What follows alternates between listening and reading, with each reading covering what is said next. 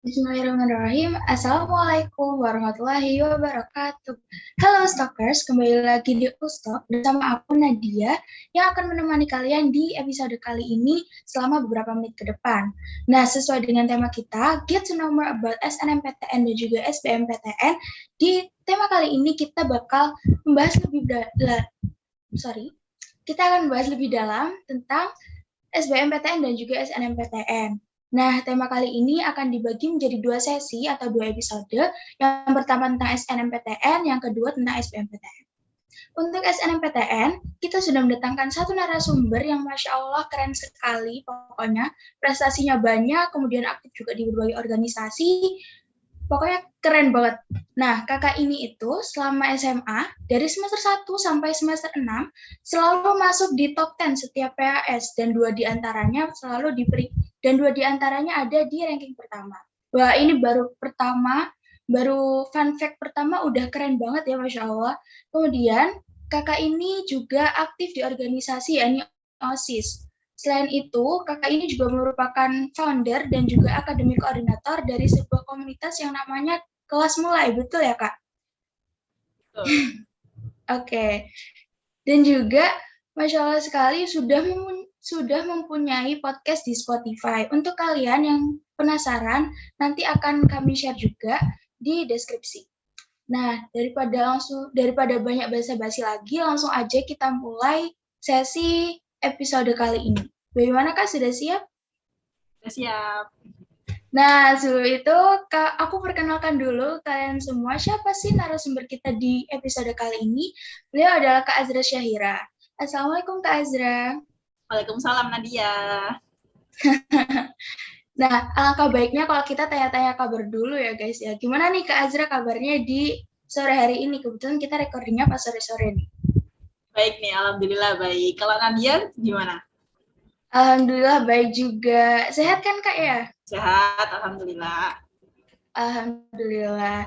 Nah, Ustalkers, kalian harus selalu jaga kesehatan karena beberapa hari ke belakang kita sering mendengar bahwa kasus COVID maupun Omicron sedang naik lagi. Jadi kita harus tetap jaga kesehatan, tetap semangat, tetap stay healthy, tetap jaga pola hidup, dan protokol kesehatannya juga harus selalu dilakukan dengan taat. Langsung aja kita mulai. Jadi di Ustalk itu seperti Ustalk-Ustalk sebelumnya, kita akan memberikan beberapa pertanyaan yang sudah disiapkan oleh tim kami. Gimana Kak Azra, udah siap belum untuk menerima pertanyaan dari kami? Udah siap nih, siap banget nih. Oke. Nah, karena tadi Kak Azra ini merupakan lulusan dari lolos SNMPTN ya. Nah, aku penasaran nih, lolos di universitas mana dan juga jurusan apa sih Kak? Terus nilai akhirnya berapa ya kalau boleh tahu? Ya, jadi alhamdulillah aku lolos di Universitas Erlangga Surabaya, jurusan Ilmu Komunikasi. Terus nilai akhirku dari rata-rata 6 semester itu 88,7. Rata-rata 5 semester itu 88,7. Wah, Masya Allah, lolos di UNER, kemudian masuk jurusan ilmu komunikasi, yang katanya itu emang susah ya buat masuknya, terus juga nilai rata-ratanya juga Masya Allah tinggi sekali, 88 gitu. Nggak salah emang ya kalau tim menghubungi Kak Azra untuk menjadi narasumber di episode kali ini. Terus, pertanyaan kedua nih Kak, sebagai mahasiswa nih ya, kesibukan sekarang itu ngapain aja sih? Terus di kampus itu ada ikut organisasi atau sejenisnya gitu nggak kira-kira? Kalau tahun lalu aku lumayan sibuk ya, jadi aku ikut volunteer di Gapai PTN sebagai event organizer. Di sana juga aku punya job desk untuk membuat podcast. Di volunteernya itu aku bikin podcast. Lalu aku juga ngurusin kelas mulai untuk batch pertama kemarin untuk anak-anak kelas 12 di Aluswa dengan tutor-tutor dari angkatan 8 atau eternity. Lalu aku juga sempat ikut volunteer lain, yaitu volunteer di mana ya? Bentar lupa. Ya pokoknya aku kayak lumayan sibuk kemarin itu. Cuma semuanya itu udah selesai waktu Desember. Nah, untuk di periode sekarang, untuk sekarang ini aku cuman ikut ke DPH. DPH itu adalah Dewan Pengawas Harian di Hima Komunikasi UNER. Hima Komunikasi, himpunan mahasiswa gitu. Jadi alhamdulillah aku jadi Wah, sekretaris di barusan banget kemarin gitu. wah, Masya Allah, keren banget. Jadi udah sejak ini ya pas jadi maba itu udah mulai sibuk ikut volunteer-volunteer gitu ya Kak? Ya itu sebenarnya ikutnya kan dari pas aku liburan untuk nerima ke kuliah tuh loh. Kan liburannya panjang banget tuh, ada 6 bulanan gitu ya. Itu aku ya cari-cari kegiatan aja sih. Soalnya ya bosen juga kan nggak mau ngapain gitu. Oh, Masya Allah, ada ya ternyata. Kayaknya kalau orang-orang yang udah wow gitu, ketika liburan tuh malah ngerasa bosen kalau nggak ngelakuin apa-apa. Kan kalau biasanya kita malah bosen kalau sekolah atau apa, liburan enaknya rebahan, enaknya nonton atau baca buku. Lanjut nih Kak, ke pertanyaan selanjutnya. Seberapa penting sih Kak nilai rapot dan ranking untuk bisa lolos SNMPTN? Terus juga apakah ranking dari eligible itu tuh menentukan kelolosan kita di SNMPTN?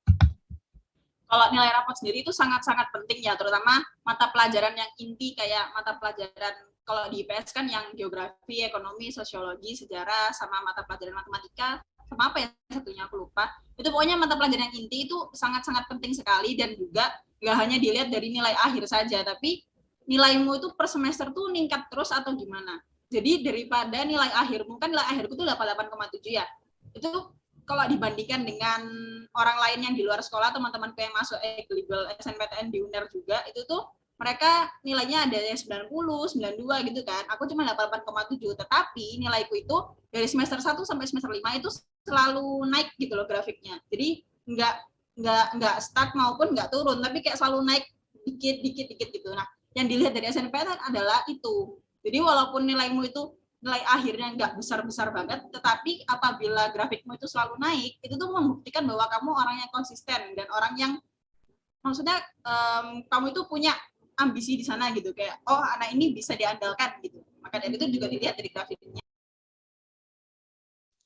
Kalau yang ranking eligible bagaimana Kak? Apakah menentukan lolos tidaknya di SNMPTN? Kalau ranking eligible itu kan ranking itu dilihat dari nilai juga kan. Jadi kalau menurutku iya menentukan, cuman balik lagi ke diri sendiri, karena kan ranking itu kan ditentukan oleh nilai, tetapi selain nilai SNPTN juga dilihat dari sertifikat yang dipunya. Nah, alhamdulillah kemarin aku rankingnya ranking 1 sama sertifikatku ada 2, yaitu finalis Olimpiade Geografi sama semifinalis Business Plan. Jadi aku ngerasa juga mungkin sertifikatnya bakal bantu. Cuman dari teman-temanku yang lain, walaupun dia rankingnya tuh ranking 5 di sekolahnya gitu ya, tapi dia sertifikatnya sampai nasional, itu dia juga akhirnya bisa lolos gitu. Jadi walaupun ranking juga menentukan, tetapi banyak faktor lain juga gitu di SNPTN, dan juga alumni. Temanku dari sekolah lain itu, kalau alumninya banyak yang masuk UNER, terutama banyak kemasukan jurusan yang dia pilih, itu peluang untuk lolosnya lebih gede lagi gitu. Oh, berarti ada banyak hal yang mempengaruhi lolos tidaknya SNMPTN ya, Kak? Nah, jadi Ustakers sekalian, kenapa guru-guru itu selalu berkata, kalau seenggaknya kalau nilaimu tetap, ya harus naik gitu. Ternyata ini adalah salah satu faktor yang menentukan lolos tidaknya SNMPTN. Begitupun juga dengan guru-guru seperti Ustadz Prabowo yang sering nge-share info lomba-lomba untuk kita ikuti. Nah, itu tuh sertifikatnya nanti juga akan berguna untuk di SNMPTN itu. Jadi kita harus lebih aktif ya, apalagi buat yang masih kelas-kelas awal sebelum kelas 12, ayo lebih aktif lagi, nilainya dinaikin lagi, terus juga ikut lomba-lomba biar punya banyak pengalaman, terus juga bisa dapat sertifikat gitu. Kemudian pertanyaan selanjutnya nih Kak, apa aja sih suka dan duka dari lolos SNMPTN? Tapi kalau aku yakinnya ya, siapa sih yang nggak suka kalau misalkan lolos SNMPTN ya, karena istilahnya kita dapat tiket VIP selangkah lebih maju dari teman-teman kita yang belum bisa mendapat kesempatan itu. Boleh dong Kak di-share suka dan dukanya lolos SNMPTN itu? Kalau ngomongin suka dan duka, mungkin aku bakal lebih cerita ke suka dan duka aku belajar selama kelas 12 ya, karena emang dari awal aku nggak targetin SNMPTN sih, karena aku tahu SNMPTN itu faktornya kan banyak banget yang aku jelasin tadi, dari alumni, dari nilai, dari sertifikat, dan itu tuh kayak masih abu-abu semua gitu. Kita tuh nggak benar-benar tahu kualifikasi apa yang dibutuhkan oleh panitia, sehingga kita lolos apa enggaknya gitu kan. Kita cuma bisa ya udah kita daftar, tapi ya udah pasrahin aja gitu, nggak usah berharap di SNMPTN kan. Maka dari itu dari awal aku nggak berharap ke sana. Aku dari kelas 11 semester 2 tuh udah ngejar UTBK dari bulan, pokoknya ke kelas 11 semester 2 setelah ujian kenaikan kelas kan ada liburan tuh. Itu tuh aku udah nyoba ikut tryout paham MIFI dan sebagainya itu kan. Aku juga belajar keras di situ.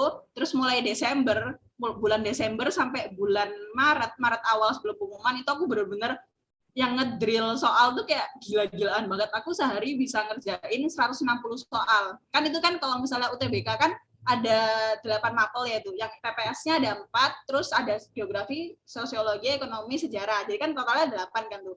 Sehari aku ngerjain per mapelnya 20 soal, jadi totalnya 160 gitu kan. Itu tuh soalnya aku nggak ikut les, aku belajar sendiri, tapi aku ikut, jadi aku tuh kayak ikut bimbingan gitu. Bimbingannya itu dari satu orang, namanya, kalau kalian cari di IG itu tulisannya Rizky Deat gitu kan, namanya Kak Riris gitu, tapi ikut bimbingan di situ. Jadi dia ngasih tahu gimana strategi belajar gimana yang aku gunakan yang bisa lolos gitu kan. Akhirnya dari yang aku dunia tuh males banget, aku tuh anaknya pemalas banget, kayak nggak pernah seambis ini kan. Cuman karena dari Kak Riris itu kayak nargetin, ayo kamu sehari 160 soal bisa nggak gitu kan.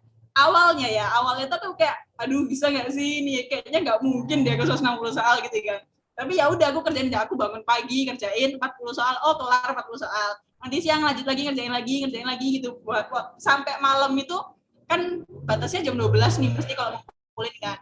Aku jam 10 tuh kayak masih selesainya masih 100 soal gitu, kurang 60 lagi, kayak kerjanya sambil nangis gitu. Tapi ya udah kerjain aja terus gitu kan. Tapi akhirnya lama kelamaan aku bahkan sebelum malam kayak jam 6 sore maghrib tuh aku udah kelar semua, kayak lama kelamaan aku mulai terbiasa dan aku rasa kayak enjoy ngerjainnya gitu.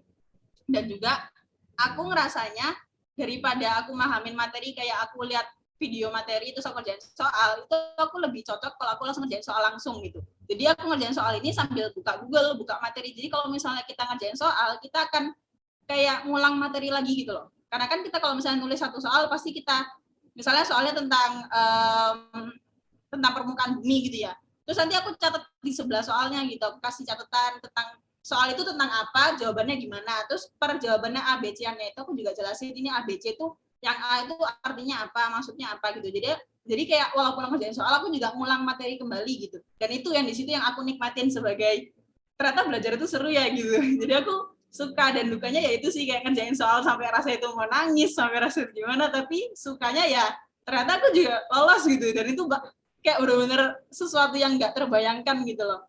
Jadi bahkan itu kan tanggal 23 Maret ya, SNMPTN tuh 23 Maret, jam 3 sore pengumumannya. Aku jam 2, pokoknya jam 1 tuh aku masih ngerjain soal yang itu, soal taharian gitu aku masih ngerjain, karena aku kayak udahlah nggak usah berharap gitu. Aku kayak di depan laptop nih login ke akun SNMPTN tuh aku masih ngerjain soal gitu. Terus waktu di enter kayak, oh my god, aku keterima tuh kayak udah nggak jadi ngerjain gitu. Wah, tapi terbayarkan ya habis itu perjuangannya bisa lolos SNMPTN. Yeah. Tapi yang mau ngomong nih Kak, kan udah ngerjain banyak soal tuh ya, 160 lebih lah istilahnya. Bahkan bisa ratusan lebih ya. Itu tuh pernah nggak sih ketika lolos SNMPTN tuh rasanya kayak, ya ternyata selama ini aku ngerjain soal kayak nggak berguna, nggak ada gunanya gitu. Pernah nggak sih ngerasain kayak gitu? Kalau aku sendiri, aku dari awal udah ngubah mindsetku. Jadi aku belajar UTBK itu bukan untuk aku lulus UTBK, tapi aku belajar karena aku butuh belajar gitu. Itu tuh yang ditanamin sama kakak pembimbing aku kali itu. Dia selalu bilang, kalau kamu belajar itu adalah karena kamu butuh belajar, bukan karena kamu mau lulus UTBK, bukan karena kamu mau dapat nilai bagus, tapi karena kamu itu kayak kepo gitu dengan apa sih ini, tentang apa sih gitu kan. Dan itu yang aku nikmatin, kayak aku belajar sejarah itu malah kayak baca novel, kesannya tuh kayak, oh ternyata sejarah tuh gini ya, kayak baca cerita. Itu yang aku nikmati, aku seruin gitu. Jadi walaupun aku lolos SN, emang kayak nggak ngerasa sia-sia dengan belajar tuh, karena aku juga menikmati prosesnya gitu kan. Dan akhirnya sampai aku bikin kelas mulai itu karena aku ngerasa kayak, kan aku suka banget sama geografi nih, dan teman-temanku juga cukup sering nanya aku, kayak kalau soal geografi pasti mereka sering tanya ke aku kan. Dan aku ngerasa kayak, oh kayaknya aku bisa nih kalau misalnya bantuin belajar gitu kan, terutama buat adik-adik kelas. Kayak eman banget gak sih aku udah belajar banyak, tapi ilmunya stuck di aku doang gitu kan. Akhirnya bikin kelas mulai ngajak teman-teman gitu, biar sekali berbagi ilmu juga gitu. Oh, Masya Allah, berarti emang harus mindset-nya ya yang dirubah. Kita belajar karena butuh, bukan karena kita mau punya nilai atau kita mau punya prestasi gitu. Karena emang di kehidupan tuh kita harus selalu belajar, bukan hanya tentang akademik, tapi juga non akademik, tentang life skill segala macam itu kita harus tetap belajar di kehidupan ini. Oh, Masya Allah, keren banget ya Allah. Aku merinding dengar jawaban-jawabannya. Kemudian pertanyaan selanjutnya, Kak. Dulu ada nggak sih kebiasaan yang istiqomah atau konsisten dilakukan yang itu tuh menunjang lolos di SNMPTN? Kalau orang-orang bilang itu istilahnya kayak jalur langit gitu ya, banyak doa, banyak tilawah dan segala macam. Nah gitu tuh ada nggak sih yang dilakuin sama Kak Azra yang istiqomah yang akhirnya tuh bisa menunjang lolos SNMPTN? Boleh dong di-share gitu? Pasti ada ya, terutama buat sholat tahajud, sholat duha itu jangan sampai bolong, sama sekali jangan sampai bolong. Terus puasa Senin Kamis. Tapi kalau Senin Kamis aku sering bolong-bolong sih, soalnya suka lupa sahur kan. Tapi kalau yang benar-benar aku konsisten tuh duha, tahajud, terus setiap malam tuh almul, terus yang dikasih tahu sama kakak pembimbing aku, kalau kita pagi itu coba infak subuh. Infak subuh tuh benar-benar, kalau buat aku keajaiban itu benar-benar gak terhingga gitu kan. Jadi kalau misalnya subuh tuh aku ke masjid infak, terus ya udah aku pulang lagi gitu kayak ya udah gitu. Maksudnya itu tuh sesuatu yang konsisten tapi benar-benar berdampak gitu loh. Wah, Masya Allah. Jadi, walaupun sholat di rumah, tapi infaknya di masjid gitu ya, Kak? Ya. Atau, wah, kayaknya sholat subuh itu adalah sebuah tantangan gitu ya. Jangan kan sholat subuh, sholat tahajud aja itu kayaknya sebuah tantangan besar, karena rata-rata jam segitu tuh jam-jamnya ngantuk gitu kan. Tapi ternyata ada banyak sekali manfaat ketika kita melakukan hal-hal ibadah-ibadah tersebut ya, terutama Kalau hal-hal yang emang rasanya tuh kayak susah untuk dilakukan. iya, tapi kalau Gimana, Kak? kalian mau sholat subuh di masjid malah lebih bagus lagi gitu. Cuman kemarin aku kayak infaknya itu ya masih jam 5-an kan udah selesai itu subuhnya kan. Jadi baru aku ke sana gitu. Jadi nggak kayak pagi-pagi buta gitu ya, karena jam segitu tuh kan dingin banget ya Surabaya biasanya. Masya Allah, keren. Buat ustazah sekalian ya, walaupun kelas 10 maupun kelas 11, ketika kalian denger podcast ini nih, bisa kalau langsung dilakuin, siapa tahu lebih apa ya istilahnya, bisa nabung dari sekarang gitu loh, jalur langitnya gitu. Siapa tahu bisa lebih sukses lagi ke depannya karena hal-hal kecil, karena ibadah-ibadah yang konsisten dilakukan. Oke, pertanyaan selanjutnya nih Kak. Cara belajar yang dilakukan oleh Kak Azra itu kayak gimana sih? Terus gimana caranya untuk bisa tetap konsisten untuk belajar? Karena yang kita tahu belajar itu sebenarnya itu gampang, tapi konsistennya itu yang susah karena ada banyak banget rasa malas yang sering menyerang gitu ya. Rasanya kalau mau belajar tuh ngelihat buku, buka buku aja terusnya aduh ngantuk banget, udah besok aja deh, akhirnya nggak jadi belajar gitu. Nah, gimana cara belajar gimana sih yang Kak Azra terapkan dan juga gimana caranya Kak Azra untuk bisa tetap konsisten? Kalau cara belajar yang aku terapkan tadi sempat aku singgung ya, aku langsung ngerjain soal karena kan kalau untuk materi aku udah selesaikan di awal awal kelas 12, awal banget. Itu tuh aku udah selesaikan, malah di kelas 11 akhir aku udah menyelesaikan semua materi kan. Jadi aku tinggal latihan soal. Terus juga latihan soal ini akhirnya aku nggak stuck di satu materi aja karena kan setiap soal pasti antara soal pertama soal kedua itu pasti materinya langsung beda bab gitu ya, beda topik gitu kan. Nah itu bikin aku nggak bosan belajarnya karena langsung beda gitu, perbedaannya itu beda jauh kan. Itu yang bikin aku jadi semangat belajar karena itu sesuatu yang beda gitu. Jadi aku soal terus aku catat, bikin catatan kecil di sebelah soalnya, itu yang bikin aku jadi lebih nggak bosan. Habis itu cara konsisten adalah ya kalau konsisten ya harus dipaksa sih kalau menurut. Iya bener sih. Kalau kita nggak konsisten, kalau kita nggak melakukan itu untuk diri kita sendiri, akhirnya masih diberantakan gitu kan ya. Ya Oke. jadi kalau misalnya kalian tuh kalau misalnya udah mulai males nih, aku kalau selalu pas motivasiku turun, aku selalu nginget kayak tujuanku tuh sebenarnya mau ngapain sih? Aku ngelakuin segala hal ini tuh buat apa? Itu yang aku inget. Aku kan pengen dari kelas 10 aku udah pengen banget masuk ke ilmu komunikasi kan. Mau itu dimanapun univnya aku bener-bener kayak aku mau ke ilmu komunikasi gitu kan. Jadi bener-bener aku kayak kalau aku mulai malas aku langsung oh iya kan siapa yang mestinya mau ke ilmu komunikasi, masa kamu gini aja udah malas gitu kan. Terus nanti kalau nggak masuk ilkom gimana gitu. Jadi kayak ayo semangat lagi, semangat, aku harus masuk ilkom gitu. Apalagi kan kalau tes masuk PTN itu kan saingannya nggak cuma 1-2 orang dari sekolah yang sama ya, tapi dari seluruh Indonesia. Jadi konsistennya harus dipertahankan, kemudian juga jalur langitnya harus lebih jor-joran lagi Ya. gitu. Nah, pertanyaan selanjutnya nih Kak, gimana sih? Kan dulu ini ya, Kak Azra tuh aktif banget di organisasi ya. Aku lihat di CV-nya itu bagian organisasi OSIS-nya tuh banyak banget gitu. Nah, gimana sih caranya mengimbangi antara akademik dan juga organisasi? Karena yang kita tahu nih ya, kalau misalkan kita tuh cuma bisa fokus di satu hal gitu, terus yang lainnya nanti keteteran gitu. Gimana sih Kak caranya mengimbangin antara akademik dan juga organisasi biar organisasi jalan lancar, tapi akademik juga nilainya tetap naik gitu.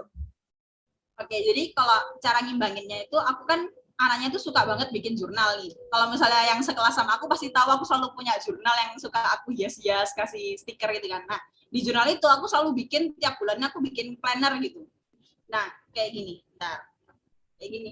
Jadi aku kayak kotak-kotain, aku kasih hari ini aku ngapain, besok aku ngapain gitu kan. Itu aku bikin planner. Jadi karena planner itu aku bisa keep on track gitu, kayak aku nggak bakal ngelewatin tugas-tugasku yang lain karena kalau aku udah nyatet aku ngerasa kayak aku harus menyelesaikan yang aku catat di hari ini gitu. Misalnya hari ini aku harus kerjain tugas OSIS yang ini sama belajar buat olimpiade yang ini, berarti aku harus mengerjakan itu gitu. Nah itu yang bikin aku jadi bisa membagi waktu dengan baik karena aku terbiasa bikin jurnal dan bikin planner setiap harinya gitu. Dan nanti biasanya kalau di sore hari atau malam tuh aku lihat lagi kayak, oh hari ini ternyata aku nggak bisa selesai yang ini, berarti ini besok harus aku kerjain. Kayak aku evaluasi diriku sendiri lagi gitu.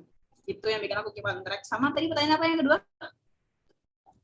Yang cara ngimbangin itu pokoknya Kak. Cara ngimbangin antara akademis dan organisasi ya. Nah Iya. kalau misalnya akademis sendiri, aku nggak ada cara-cara khusus sih. Jujur dulu aku belajarnya juga pas ulangan doang. Cuman yang bikin aku semangat belajar waktu ulangan itu, karena kan kalau top 10 di ALSO ini selalu dapat hadiah, dapat duit gitu kan. Nah aku kan anaknya tuh dari keluarga yang biasa-biasa aja nih. Jadi aku kalau misalnya sama sesuatu yang hadiah gitu, aku kayak, oh aku harus bisa nih dapat ini gitu. Nah itu tuh jadi motivasiku banget untuk mendapatkan hadiah gitu, karena kan jadi aku harus nilaiku bagus, aku harus masuk top 10 biar aku bisa dapat hadiah nih gitu. Dan secara nggak langsung akhirnya itu yang bikin aku bisa mempertahankan nilai akademisku gitu. Jadi harus punya sebuah tujuan ya, motivasi gitu, tapi tetap mindset-nya harus untuk belajar untuk diri sendiri gitu. Oh iya, sama dan juga ini. Apa? Kalau misalnya kalian belajar, itu jangan lupa nyatet. Aku dulu selalu nyatet, bahkan teman-temanku selalu kayak, Zera lihat catatan dong, karena catatanku yang paling lengkap. Aku nggak tahu yang lain ya, cuman teman-temanku sering banget pinjam catatan ke aku, dan itu kuncinya. Jadi walaupun kamu nggak belajar setiap hari, tapi karena pas pelajaran itu kamu selalu nyatet, jadi walaupun bukan catatan yang di PowerPoint aja ya, tapi gurumu ngomong apa tuh kamu catat semua, karena terkadang di ujian tuh keluarnya tuh nggak ada di PowerPoint, tapi adanya tuh yang diomongin sama guru, jadi itu penting banget buat dicatat kan. Dan akhirnya kalau masa ujian aku nggak keteteran belajarnya karena aku udah pernah nyatet, jadi kayak aku tinggal ngulang aja gitu. Itu yang penting sih, harus nyatet gitu. Nah, ini sebuah tamparan keras ya, harus nyatet apa yang diomongin oleh guru, karena di pandemi kayak gini itu kadang itu fokus itu terpecah.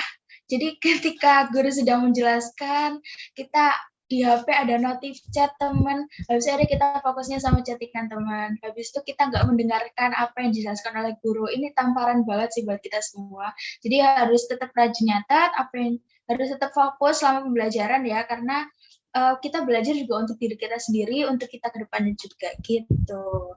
Nah, selanjutnya nih Kak, tips memilih jurusan dan penempatan di pilihan pertama dan kedua, dan juga apakah aku pernah dengar nih ya, kalau kita itu harus menempatkan universitas yang ada di provinsi kita itu di pilihan yang pertama, itu benar gak sih sebenarnya?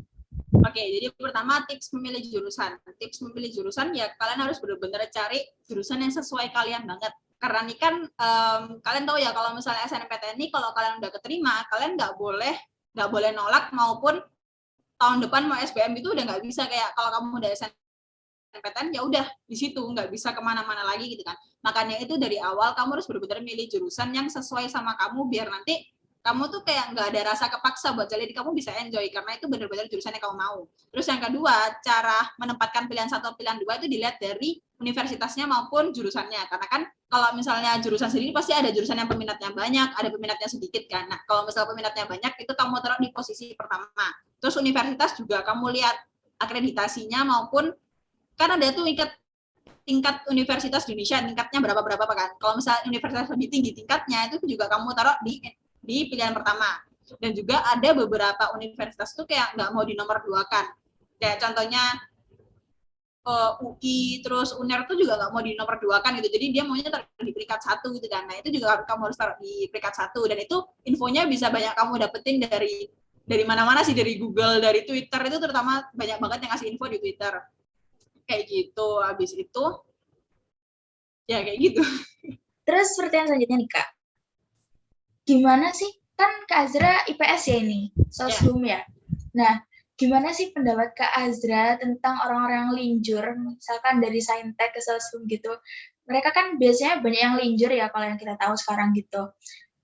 Terus pernah kesel nggak sih lihat ada orang yang linjur gitu?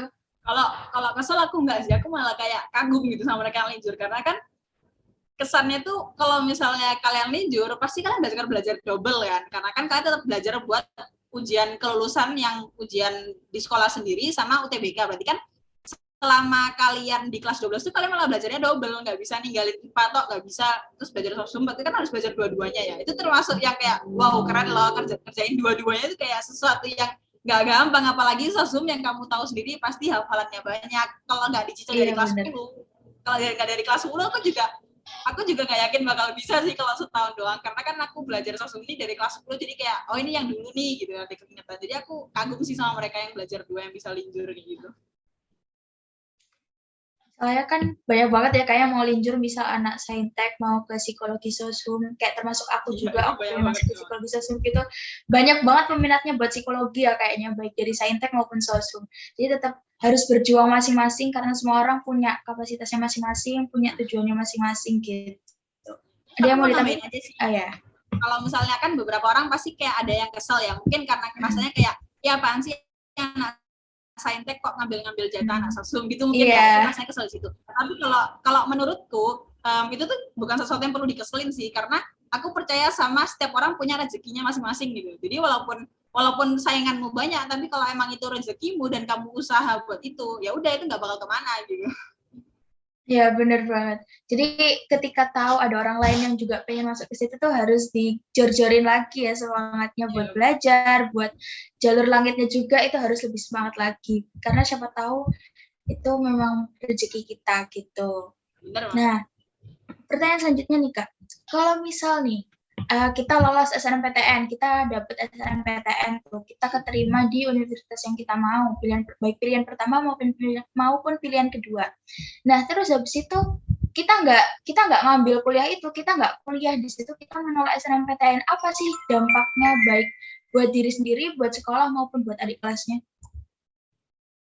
Pokoknya jangan banget ya, nggak boleh banget kayak gitu, karena dampaknya tuh nggak ke kamu doang, tapi ke adik kelasmu sama sekolah. Jadi misalnya aku terima UNER nih di Ilkom, tapi nggak aku ambil. Nah, nanti bisa-bisa Aluswa dan adik kelasku beberapa generasi itu bakal di blacklist sama UNER sendiri. Kayak kesannya gini nih, kalau misalnya kamu udah ngasih sesuatu ke orang, kayak UNER ngasih hadiah SNMPTN ke aku, tapi aku tolak, pasti aku bakal marah dong, pasti UNER bakal marah dong, kayak kamu ini udah dikasih hadiah malah ditolak gitu kan. Akhirnya marah dan akhirnya udahlah gak usah kasih ke dia lagi, ntar ditolak lagi gitu kan. Jadi istilahnya tuh kayak gitu, ke sekolahmu tuh bakal di blacklist dan akhirnya adik kelasmu yang kasihan, adik kelasmu nggak bisa daftar ke univ itu cuman gara-gara kamu doang gitu kan, kayak gitu. Jadi jangan sampai kalian nolak SNMPTN, dan juga nggak berhenti di situ. Kalau kamu udah di SNMPTN, kamu harus menjaga nilai dan perilakumu, kalau bisa harus berprestasi itu sampai lulus, karena kalau di SNMPTN kamu tuh bakal bawa nama SMA terus gitu. Jadi di univ tuh kamu bakal lihat, misalnya kamu anak SNMPTN, terus kamu juga di univ itu berprestasi, pasti yang bakal lihat kayak oh ini anak dari mana nih, oh dari SMA Luswa gitu. Jadi nanti kalau misalnya kamu bisa mengharumkan nama univmu, kamu bakal dilihat lagi, misalnya SMA-mu dilihat lagi sama univ, kayak oh anak Aluswa yang jalur SNMPTN ini semuanya punya potensi nih, berarti kita bisa ngasih slot lebih banyak lagi ke Aluswa, karena semua anak Aluswa yang masuk SNMPTN itu berpotensi kan. Itu kan bakal berdampak baik lagi ke sekolahmu kan. Maka dari itu kamu harus benar-benar jaga nama sekolahmu sih kalau kamu keterima SNMPTN gitu, sampai lulus gitu. Oh wow, jadi nggak berhenti di situ aja ya, nggak berhenti ketika kita dapat pengumuman lolos SNMPTN itu aja ya, tapi harus sampai lulus gitu, karena siapa tahu akan imbas ke adik kelas maupun sekolah gitu. Jadi berarti ini ya kayak gampang, istilahnya kayak gampang, kayak suatu hadiah, tapi juga ada beban tersendiri gitu ya, harus menjaga gitu. Jadi kalau SNMPTN tuh jurusannya itu juga nggak boleh ini ya, nggak boleh sembarangan milih ya. Misalkan kita pengennya apa tapi kita menempatkan di pilihan satu itu apa, jadi malah akhirnya kita makan hati sendiri, kita keterima tapi kita nggak enjoy sama jurusannya gitu. Tapi ketika kita nggak lolos SNMPTN itu kan juga ada jalur SBMPTN kan ya. Nah itu tuh apakah ketika kita menolak SNMPTN terus kita ikut SBMPTN itu juga nggak bisa? Maksudnya ketika kan tadi di blacklist gitu kan ya, sekolah sama di kelasnya gitu. Nah ketika mereka mau ikut dengan SBMPTN gitu apakah juga nggak bisa? Ya kalau misalnya kalian udah keterima SNMPTN, otomatis dari pihak LTMPT yang ngadakan SNM sama SBMPTN itu kalian udah di daftar tuh udah nggak bisa ikut SBMPTN buat tahun ini maupun tahun-tahun selanjutnya gitu. Jadi kalau kamu nolak ya kamu juga nggak bisa ikut SBMPTN. Jadi kayak ya udah kamu mau kemana lagi gitu. Berarti nggak bisa di universitas yang sama gitu ya istilahnya. Di universitas manapun kamu tetap nggak bisa ikut SBMPTN gitu. Wow. Kok ngeri Jadi banget. Jadi misalnya juga kamu misalnya ngerasa salah jurusan nih, kamu misalnya ikut masuk SNPTN, terus kamu ngerasa tahun depan aku mau SBM lagi ganti jurusan gitu ya, itu kamu juga nggak bisa karena kamu udah terima SNPTN, jadi kamu udah nggak bisa ikut SBMPTN sampai tahun-tahun selanjutnya juga udah nggak bisa gitu. Berarti udah stuck di situ ya? Ya, maka dari itu harus benar-benar milih jurusan yang kamu mau gitu. Jadi walaupun SNMPTN ini kelihatannya adalah sebuah tiket VIP, tapi ternyata perjuangannya Masya Allah. Jadi kita nggak bisa ikut SBMPTN, kita nggak bisa ganti jurusan, kita juga nggak bisa nolak kesempatan untuk lolos SNMPTN itu. Wah, Masya Allah, keren banget. Terus nih Kak, yang terakhir, pertanyaan terakhir ya ini, sekaligus penutup di sesi episode kali ini. Bisa nggak tolong kasih tips dan motivasi buat adik-adiknya dalam mempersiapkan dan menjalani tes masuk PTN? Utamanya buat kelas-kelas 12, kelas 12 yang sebentar lagi akan menjalani tes masuk PTN. Kalau tips dan motivasi terutama buat kelas 12, tapi juga kelas 10, 11, itu yang bisa aku bilang itu adalah kalian harus konsisten. Buat kelas 12, kalian harus konsisten dalam belajarnya, jangan sampai bosen. Bosen itu ada, tapi jangan kelamaan gitu. Kalau misalnya kalian mulai bosen sehari, 2 hari, oke okay lah. Tapi ya udah kalian harus bangkit lagi, harus belajar lagi, karena kalian perlu tahu kalau itu memang udah kewajibanmu. Kita udah punya UTBK-nya bentar lagi gitu, jadi kalian harus konsisten. Terus buat kelas 10, 11, ayo cari lomba-lomba yang banyak, karena lomba-lomba itu benar-benar kasih benefit banget sih emang.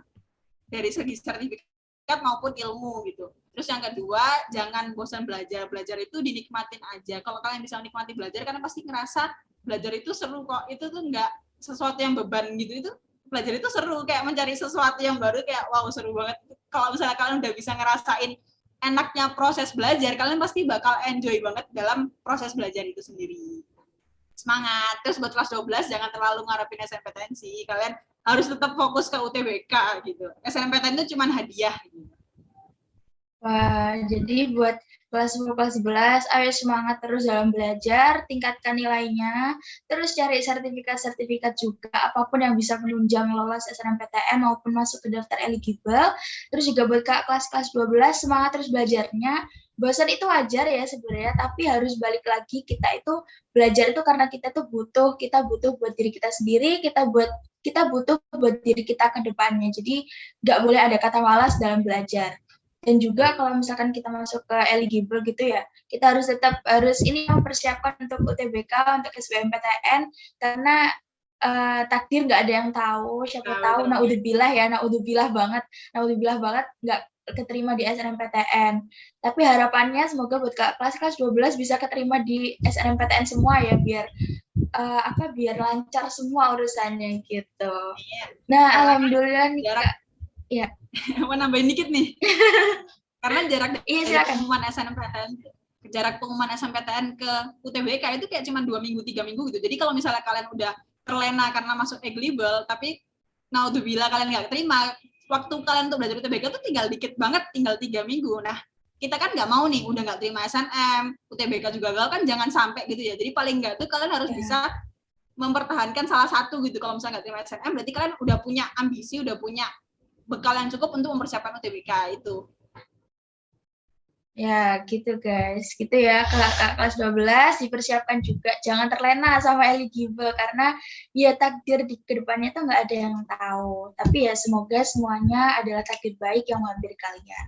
Semoga semuanya bisa lolos SNMPTN dengan lancar. Terus juga kalau misalkan ya nggak masuk di eligible, semoga SBMPTN-nya lancar semua. Amin ya Allah. Oke.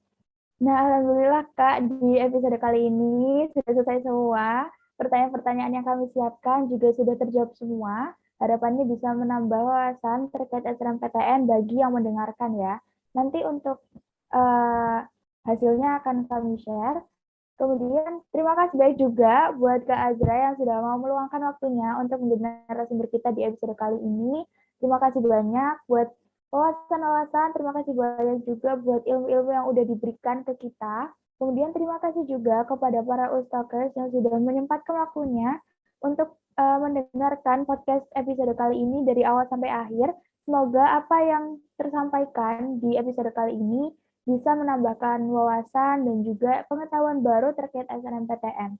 Terima kasih juga kepada para tim yang sudah mempersiapkan semuanya dengan baik untuk episode kali ini. Mohon maaf, aku mewakili yang lain juga, mewakili Kak Azra dan juga tim, memohon maaf sebesar-besarnya apabila ada kesalahan, baik dari perbuatan maupun perkataan, baik yang disengaja maupun tidak disengaja. Kami mohon maaf sebesar-besarnya, karena kebenaran datangnya hanya dari Allah Subhanahu wa Ta'ala semata, dan kesalahan dan keburukan datangnya dari diri kalian pribadi. Untuk episode selanjutnya nih ya, untuk episode selanjutnya yang terkait SBMPTN, bisa stay tune terus di podcastnya SMIT Also Surabaya, dan juga bisa stay tune di IG-nya SMIT Also Surabaya, karena semua update akan ada di story IG OSIS gitu. Nah, wabillahi taufiq wal hidayah. Wassalamualaikum warahmatullahi wabarakatuh. Sampai bertemu di episode selanjutnya. Terima kasih banyak, Kak.